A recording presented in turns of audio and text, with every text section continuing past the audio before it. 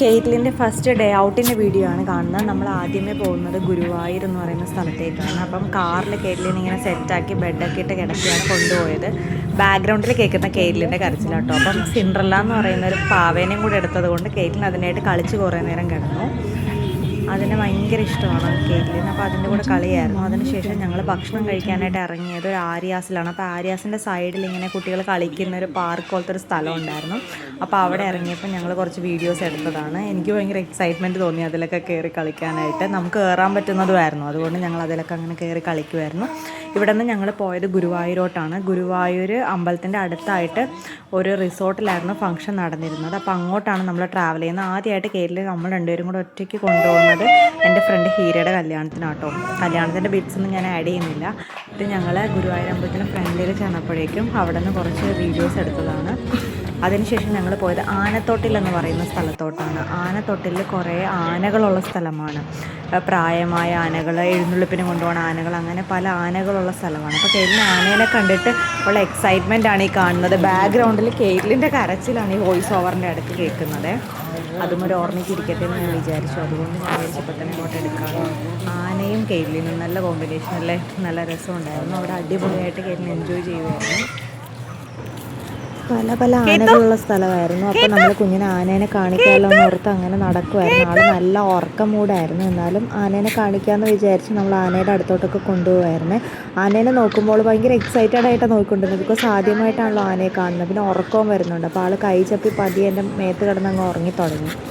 ആനേനെ ഇങ്ങനെ നോക്കും, എന്നിട്ട് എൻ്റെ മേത്ത് കിടന്ന് അങ്ങ് ഉറങ്ങുമായിരുന്നു. പിന്നെ ഞാൻ ഓർത്ത് എന്നാൽ പിന്നെ ഉറക്കിയേക്കാം, ഉറക്കം ഡിസ്റ്റർബ്ഡ് ആയി കഴിഞ്ഞാൽ പിന്നെ അലമ്പായിരിക്കും.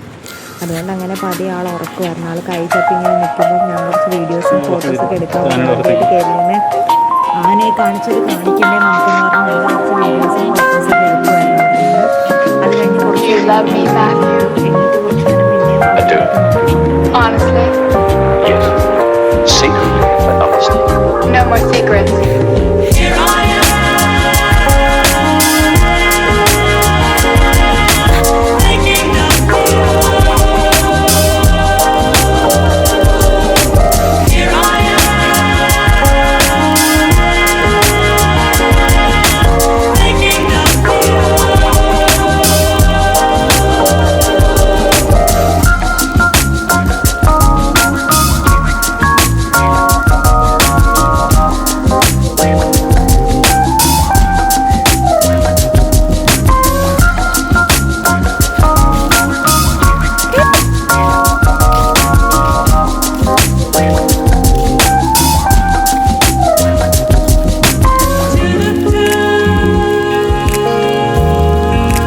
കുറച്ചധികം നേരം ഗേറ്റിൽ ഉറങ്ങിപ്പോയി. ഉറങ്ങി എണീറ്റപ്പോഴാണ് ആനകളെയൊക്കെ ഒന്നുകൂടെ കാണുന്നത്.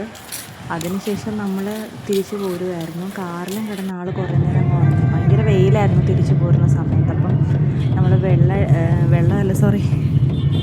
വെട്ട അടിക്കാതിരിക്കാനായിട്ട് ഇങ്ങനെ ടർക്കിയൊക്കെ ഇട്ട് ഞാനും കുഞ്ഞും ബാക്കിലിരുന്ന് അജിത്ത് ഫ്രണ്ടിലിരുന്ന് നമ്മൾ ഡ്രൈവ് ചെയ്തിങ്ങ് പോകുന്നത്. ആൾ നല്ല ഉറക്കമായിരുന്നു ഇങ്ങോട്ട് പോകുന്നപ്പം. അതുകൊണ്ട് തന്നെ വലിയ പ്രശ്നമൊന്നും ഇല്ലാതെ നമ്മുടെ ഒരു ഫസ്റ്റ് ഡേ ഔട്ട് അങ്ങനെ കഴിഞ്ഞ് അടിപൊളിയായിട്ട്. അവനെ കൊണ്ട് വഴക്കൊന്നും ഇല്ലായിരുന്നു, നല്ല കുട്ടിയായിരുന്നു. ഇടയ്ക്ക് വിശക്കുമ്പോൾ മാത്രം 1-2 പ്രാവശ്യം കരഞ്ഞെന്നല്ലാതെ ആളെ കൊണ്ട് ഒരു ബുദ്ധിമുട്ടും ഇല്ലായിരുന്നു. നല്ല കുട്ടിയായിട്ട് നമ്മളോട് കോപ്പറേറ്റ് ചെയ്തു കേത്തു.